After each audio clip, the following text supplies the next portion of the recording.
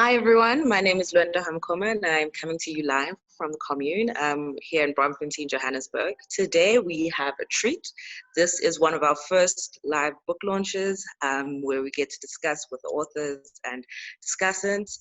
Today's book is Hauntology, a book published by Eowella Books. So Hauntology is understood as a theoretical perspective, opens a field to discuss presence and absence, visibility and invisibility. It relates the lingering of presumably failed ideas to the concept of ghosts and specters as the haunting presence of past or simultaneously present futures. The concept proved particularly fruitful in the context of the discourse on global migration, European border politics, and the re-emergence of nationalism and right-wing and straight-men politics. Hauntology in this context enables us to see that the so-called crisis lies somewhere very different, not in the movement of people, but in the dispensation of wealth and access throughout the world. The present we live in is embedded in the presence of ghosts and specters, and the traces of imaginations of different times and spaces may become visible and doable. Art in its various forms is an integral part of the hauntological discussion, as stipulating hauntological thinking may help to see, feel, and listen to words radically different from the capitalist realism of the contemporary. Today, our panelists are Dr. William Mpofu, who is a researcher at the Wits Diversity Study Center at the University of Johannesburg. Mpofu is a founder member of the Africa Decolonial Research Network, ADEN, a freelance of scholars at Research and Write on Decoloniality as a philosophy of liberation. Kitsolyn Elliott's practice moves between video installation, film, and writing. She is preoccupied with enunciations from spaces beyond epistemic power and the crisis such epistemically disobedient articulations calls to hegemony. Her work interrogates the real, as it is shaped with the contesting epistemologies, their narratives, and the form these took over in the Atlantic during the formative episode that shaped the modern age. Her work is an enactment of enunciating from a lesson and between historically subjugated subjectives, privileging South-South relations in relation to yet imaginatively and epistemologically unmeditated by the global North. In 2017, she was laureate of the Eva House Art Award, and was featured as a guest artist at the Flattery Seminar 2018. In 2019, Leah won the NIHSS Award for Best Visual Arts. She was an artist in residence with the Cité Internationale des Arts in Paris in 2019, and is currently a Mellon artist in residence with the Center for Humanities Research at UWC. Thank you both for joining me this afternoon. Thanks for having us. Thank you.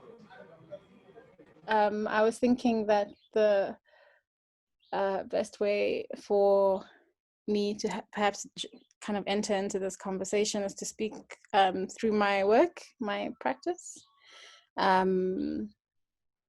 which is very concerned with haunting and the sort of outlines that you're sketching from the descriptor that you just read around the usefulness of the ideas of haunting and how my work does sort of, what's the word, intersect with these concerns, but in a way that is kind of very small and quiet and personal, and sort of speaking from a personal encounter or experience of haunting within this broader matrix of sort of global flows of power and capital and what it's doing to the livability of this planet. And also in particular, kind of speaking from my positionality, thinking about a social as well as a physical livability for Black bodies in this, in this matrix. So the ghost in my practice is almost a strategy towards presencing things that are denied, things that are elided, beings, bodies, histories. And the ghost is quite, it is an elusive, ghostliness is elusive in and of itself, and the ghost as it appears in my work isn't settled at all. It's a moving signifier. It moves between different actual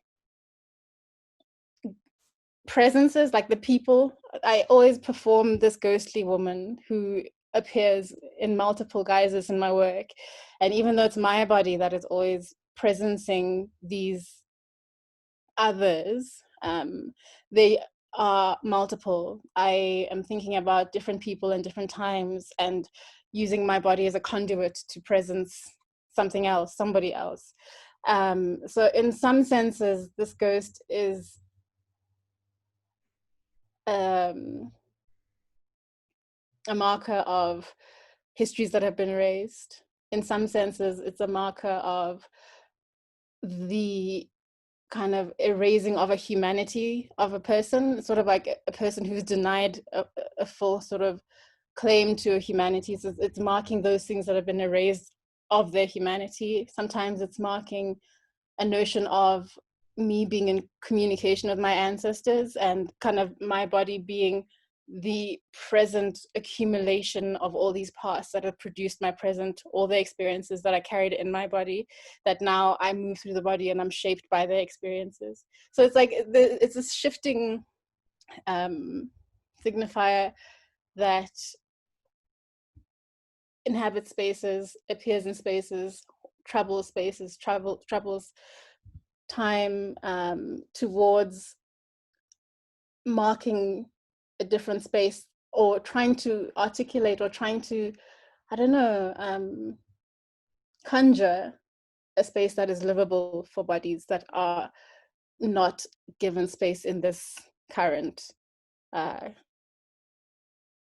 think what I found interesting as I've just read up on hauntology and how it was used in this is this idea of another realm to our existence, so another realm in which where our ideas continue to live, and there's like a clarity that the ghosts have that we can't have in our physical selves, and they like contain a metaphor that we can, and I appreciate the way that in your work, as you just stated, the ghost changes, the representations of the ghost changes and the intentions of the ghost, but the essence remains of something to remain in our conscious and remind us of the unfinished nature of our current struggles. If I'm just to join this enriching conversation, especially after the insights that have been deposited by Kitso. For me, as someone that privileges decolonial thinking and philosophy of liberation in particular as a perspective, going back to that encounter of Derrida and the specters of masks,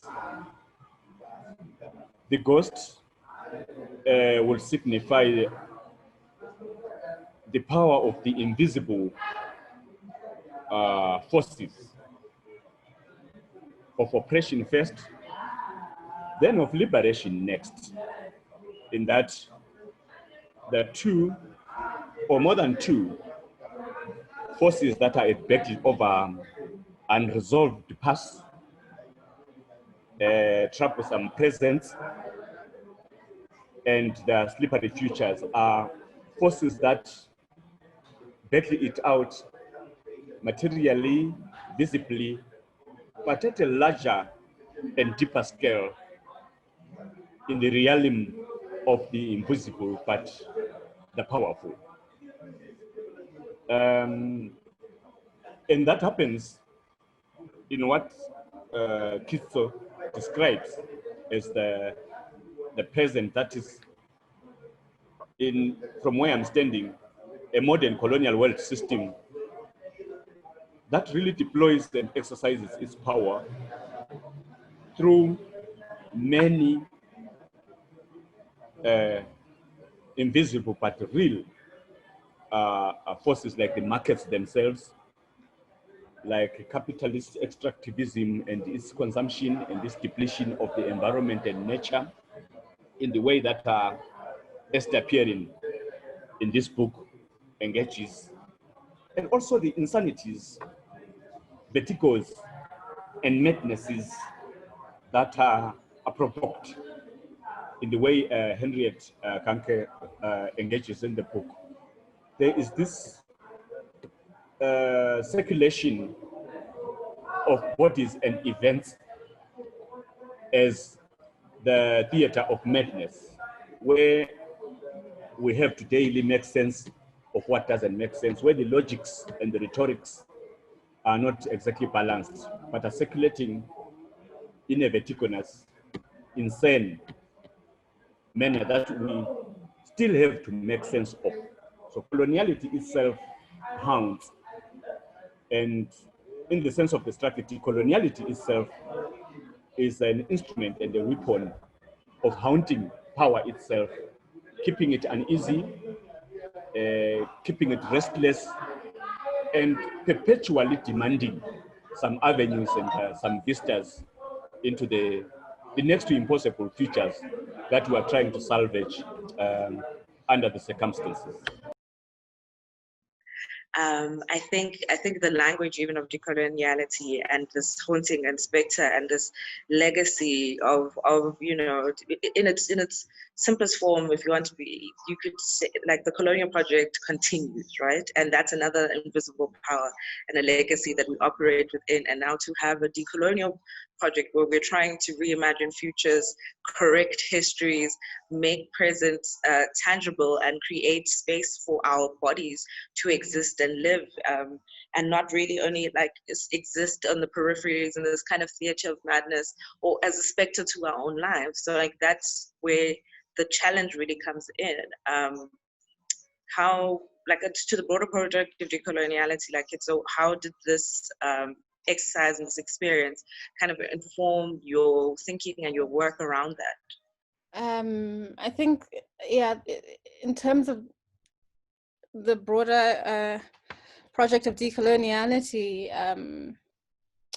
what sort of my entry point, I'd say, has to do with what knowledge you lay claim to and what sort of ways of knowing you navigate your being in the world through. And my kind of route to the ghost was this question about kind of epistemologies and epistemological difference, and thinking or trying to think, because I mean I have been schooled in a very occidental, like in a Western system, my references, all the, like I come through a certain sort of trajectory of thinking and learning and engaging with the world. And for me, this idea of trying to think through difference, think through different ways of knowing, different knowledge systems, and kind of how the colonial project has been specifically very violent towards other knowledges and decimating other knowledge systems.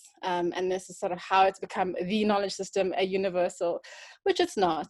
There are other ways of knowing the world and knowing our place in the world. And that's how this idea of even though the hegemony takes up so much space, otherness is still present.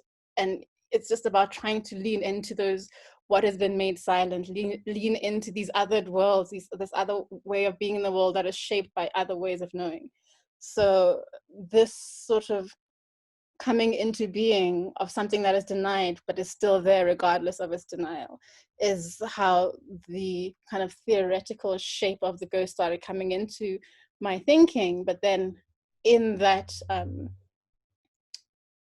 of gesture, I had to start thinking about how does a ghost or a presence, or how does this read or sound or register through a different way of approaching a question of all these histories that are still with me. And you know, a ghost, what might be a ghost on a spectral nothing in one epistemology is my ancestor sitting next to me in another epistemology. So it's like, this is how the ghost also has different resonances. It's not a stable signifier. It takes different shapes and forms depending on where I'm thinking it from. And so it's just sort of about putting these different modes of knowing next to each other and making space for the ones that have otherwise been diminished, and then thinking across different ways of apprehending. So sort of this destabilization of the hegemonic through making space for other ways of kind of knowing is the thing that's happening in my work, that is trying to practice a decolonial sort of mode of thinking and doing work and making work and challenging myself and falling over sometimes, but still in the process of figuring it out and working through these. The colonial gesture, as Kisto illustrates, and as I sense it, I think I made a preferred, and to me a preferable reading of the book as at once disturbed and for its own purposes also disturbing.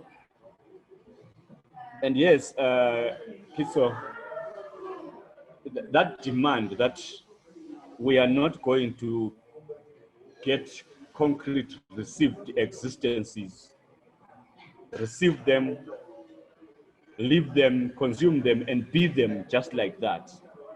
The presences are multiple, just as the experiences are multiple, just as the aspirations are also multiple. So in that sense, decolonial defiance itself demands that we multiply, demands that we amplify, where coloniality seeks to make, like when the colonial act of invasion itself and conquest happened, there were many knowledges, spiritualities, and sensibilities in circulation at one time and in one place. That multiplicity that Kisto is talking about. But conquest demanded that experience and being be singular. One hegemonic knowledge, one hegemonic spirituality, one hegemonic religion, sexuality, identity. This sameness, the conqueror demanded of us that we be like him. One model of knowing, one model of sensing, one model of thinking, and one model of being in the world.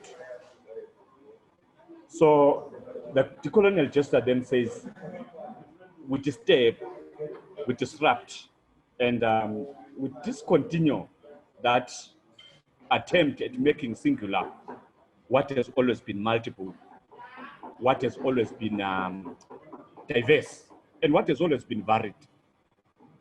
And I enjoy that concept of haunting, especially speaking from what Achille Mbembe will describe our experience and our location in post-colonial Africa as the post-colony, where the grotesque, the obscene, the irregular has violently sort of set in. And then there is coloniality itself as this cost that, as Mbembe describes it, insists to resurrect every time it is buried. Those are the challenges of the colonial, the imperial, and the slavish experience in its currency and in its aftermath, that the old keeps resurrecting in its toxicity. It keeps coming up, and it keeps stubbornly expressing its presences.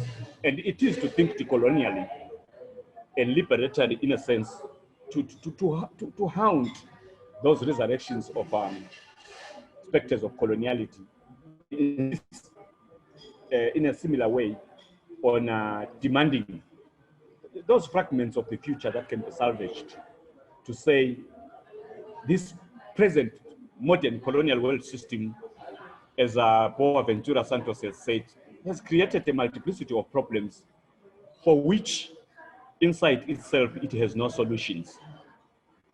It needs solutions from outside, from the underdogs, from the victims, from the alterity of those that were othered, that were disqualified and racially expelled from the world of thinkers, expelled from the common family root of humanity, and they became the surplus people, the bare living people that cannot be mourned, in the sense of Judith Butler. So I sense the book, together with us, to be insisting on that decolonial stubbornness and defiance in the scramble and the search for some futures. Yeah, that would be what I can deposit at this moment. Thank you, William.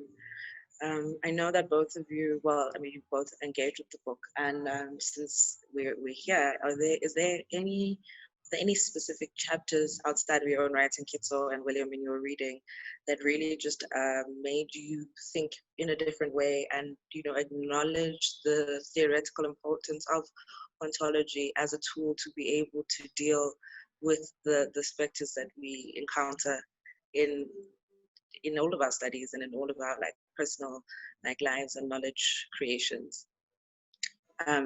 Directly from the introduction, the tradition of all dead generation weighs like a nightmare on the brains of the living. And just as they seem to be occupied with revolutionizing themselves and things, creating something that did not exist before, precisely in such epochs of revolutionary crisis, they anxiously conjure up the spirits of the past to their service, borrowing from them names, battle slogans, and costumes in order to present this new scene in world history. In time-honored disguise and borrowed language.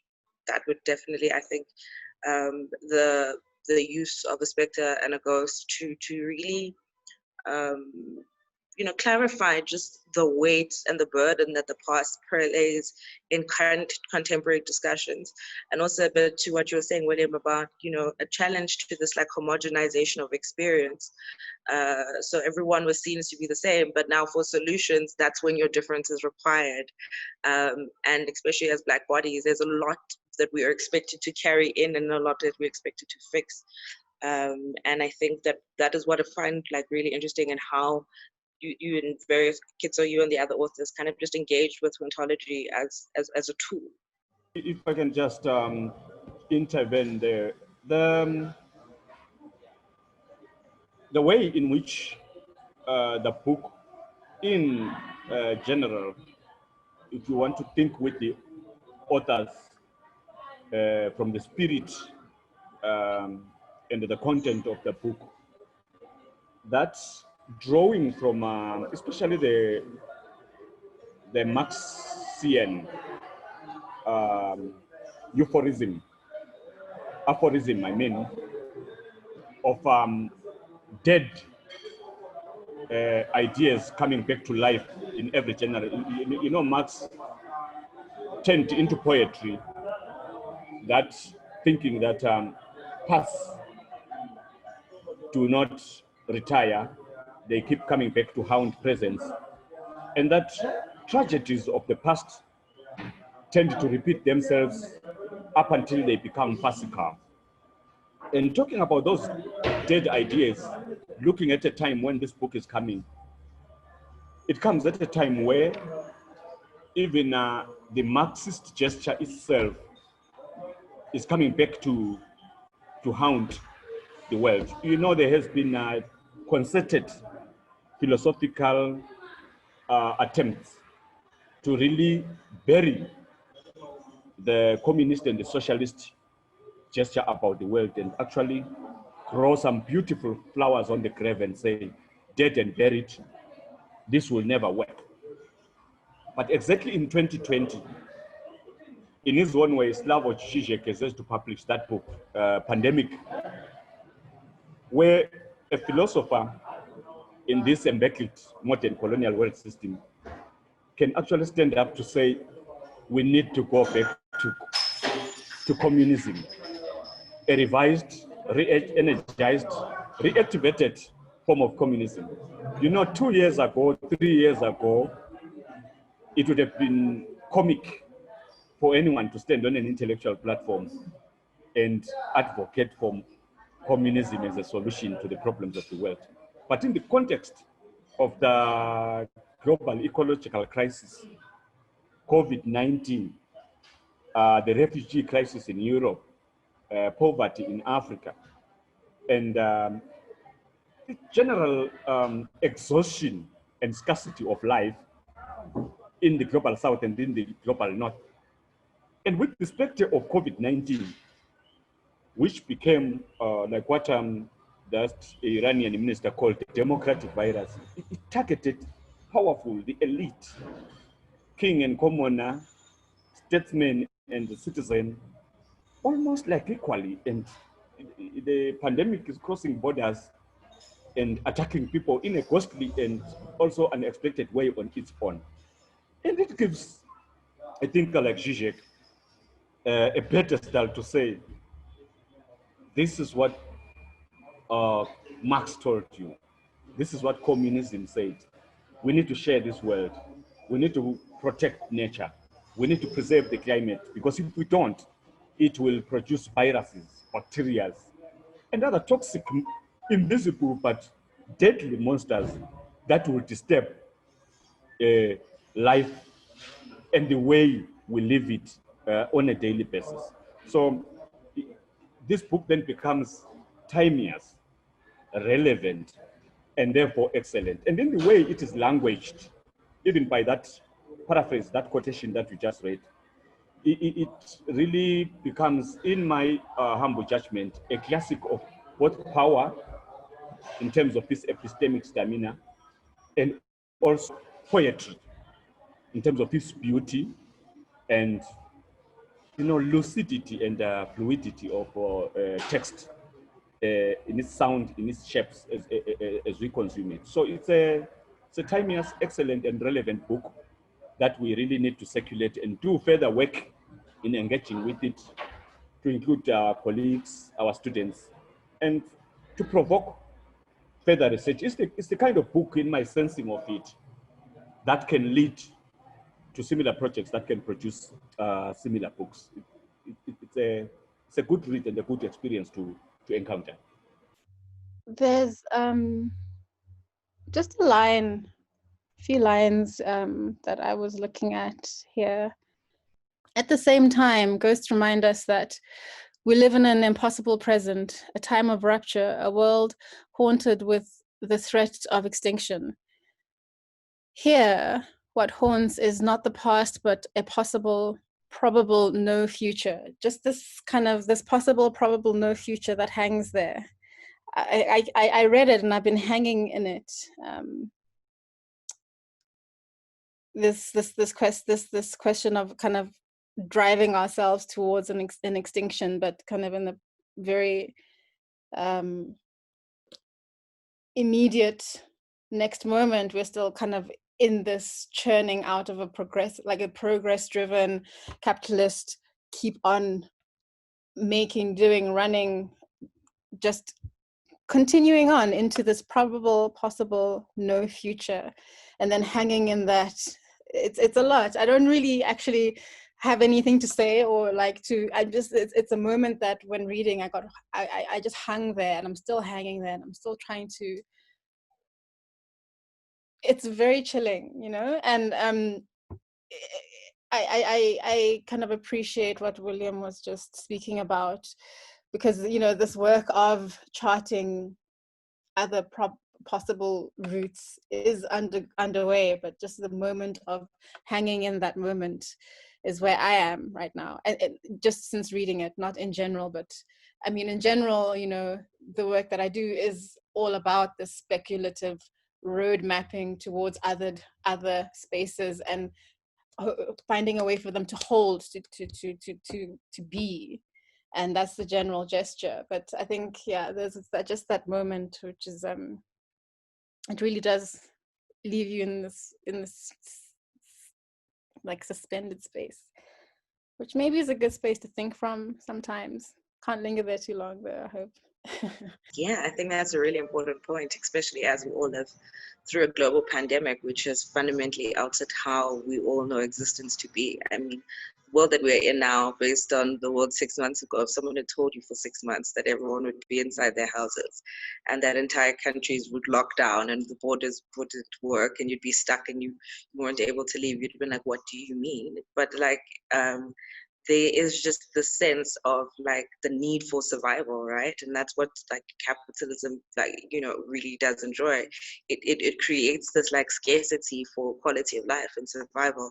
And being able to create works like this where you're able to stand back and kind of reflect on the current situation and the effects of the current situation on our future is a really important like ideological and political project, especially at this time.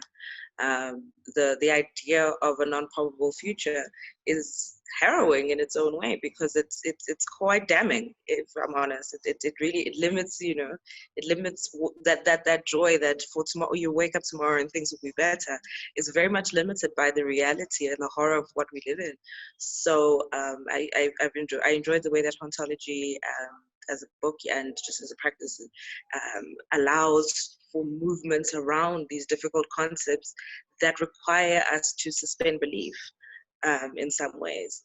And, you know, the pandemic has posed all sorts of challenges to all of us. And in the future, I mean, I don't think we really have fully gained the capacity to fully imagine what awaits us. But to create space to reckon with the present in such a way is a really beautiful thing.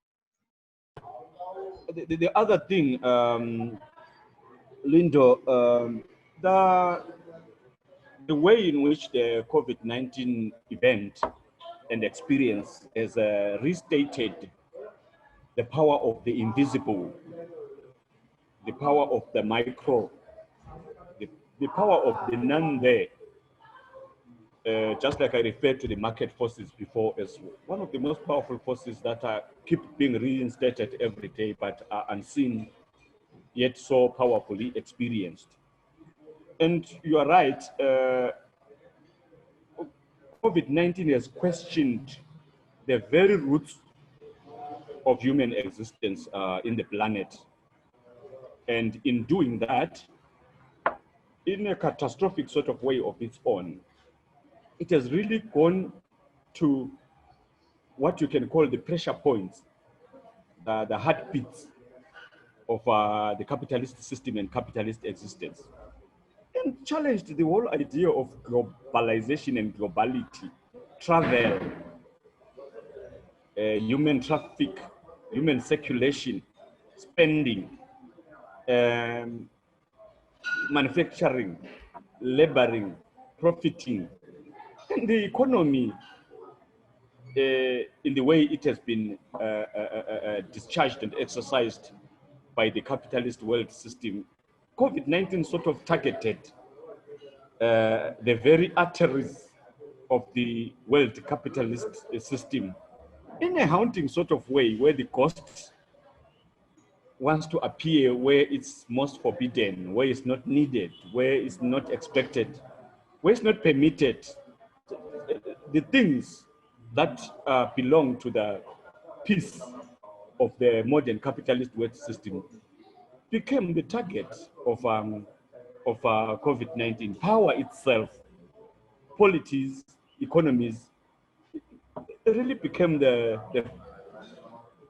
victims of COVID-19 as a spectre on its own and all that. And sort of it threatened to even out existing inequalities, as much as it also magnified them, in that there are people in our worlds that have always locked down and locked away from normal society because they have the means, they have the power, they have the access to resources that allows them to generally lock down and do not need to circulate, expose themselves and all that. But in its targeting and in its agency, there's a way in which COVID-19 threatens to collapse borders, as much as it also emphasizes them in that each nation, each community wanted to lock down on its own, close out others and close in others.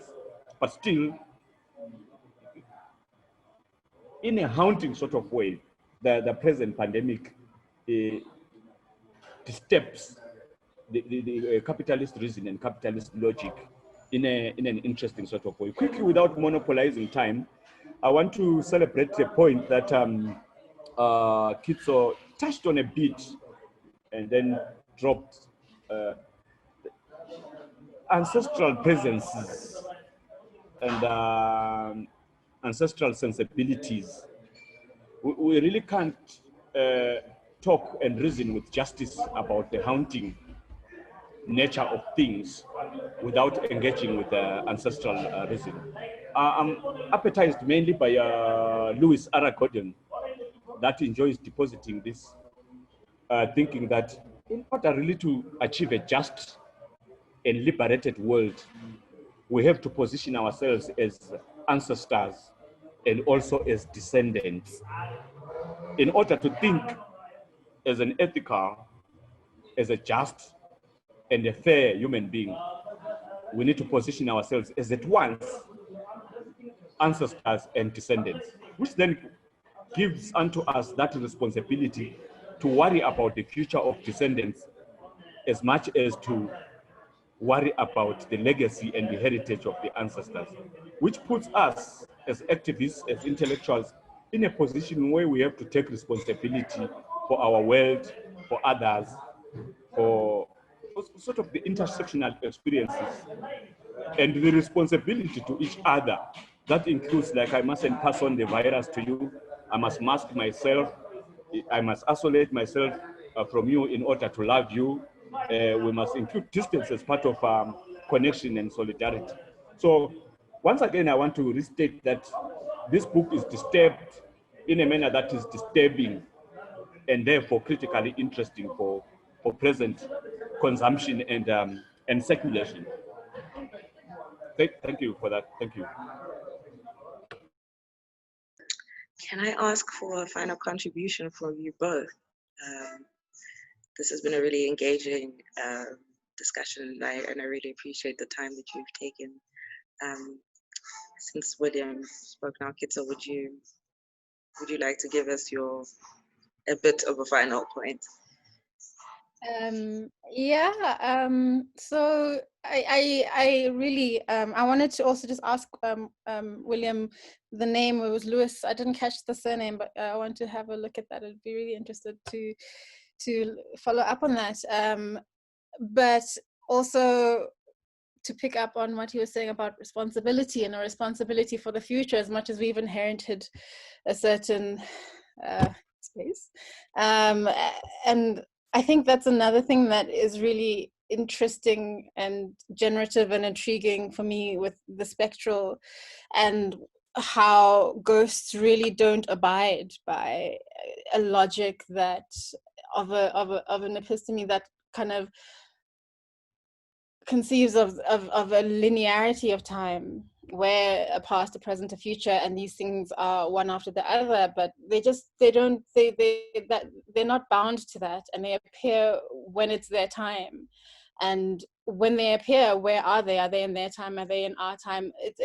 They're very, I don't know the word, but the way that I'm thinking about this ghostly being that kind of arrives or is here or has always been here waiting for us in this future, it's like in that haunting there's an opening up and a shifting of temporality and time, and kind of, if I'm presencing through my body an ancestral presence that has come before me, or I'm embodying something, then there's also a capacity to work on that past and remember that past, put it together differently in that moment where the spectre is arriving from, or has been waiting from. I'm just trying to like articulate this temporal not linearity, where these pasts that are always present, I can act on them. If I'm acting on those pasts, that is a gesture for the futures that come out of those altered, remembered pasts. And so it's like this act of being concerned with the past is an act of trying to produce a new future that comes out of a altered, shifted,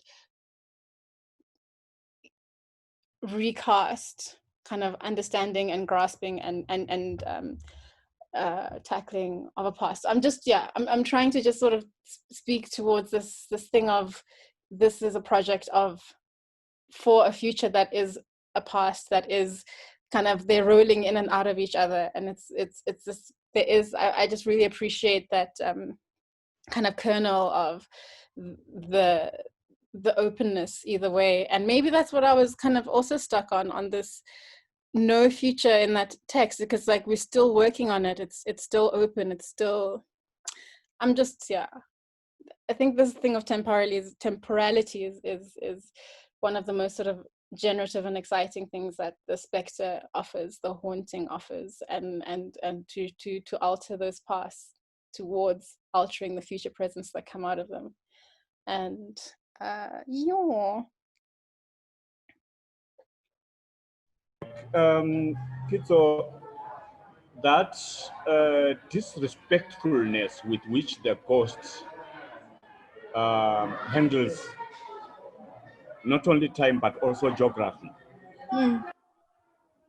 that impoliteness, that borderlessness, which goes together with the bodilessness of the being of the ghost, that everydayness of the ghost as an activist on its own, as a persistent and consistent demand, as an aggrieved presence that demands that we remember, that demands that we pay attention, that demands that we don't relax, and that demands that we pay accountability and responsibility is important. It's part of the novelty of not just this book, but also of the concept of hauntology itself in a decolonial sense, in that decoloniality insists on being theory, on being philosophy from the other side, from the other people, from other geographies, and from other times. In the process, disobeying geographic maps, disobeying borders, physical, psychic, and otherwise, and really refusing to be located, to be boxed, to be mapped, and to be bordered and all that. So in that sense, this book again becomes that kind of theoretical and philosophical gift that we can work with in different projects that we are doing, and at different levels for that matter. And thank you for that opportunity again, and the avenue to be here and also contribute to the conversation is very important to me, and I think to my colleagues and the team at the Best Center for Diversity Studies, Prof. Melissa Stein and the group that are working on these themes, collaborating with colleagues from elsewhere. And we intended this year that our conference was going to be on haunted past, ghosted presence, and haunted futures. But thanks to COVID-19 in its ghostly ambush, we were not able to occasion that conference, but are going to be occasioning a few dialogues and conversations in line with the same ghostly theme. Thank you so much, Lindo and Kitso and everyone behind this. I really want to just reiterate my thanks to both of you for taking the time on a Friday afternoon to speak to me about this exciting book. I really appreciate the conversation, and I think I'll be thinking for a while based on this conversation, and as I delve again back into the book to get a broader theme. Please feel free to come visit us here at the Commune. I know both of you are in Johannesburg, so I look forward to meeting you in real life soon. Thank you so much for this afternoon, and have a great day further.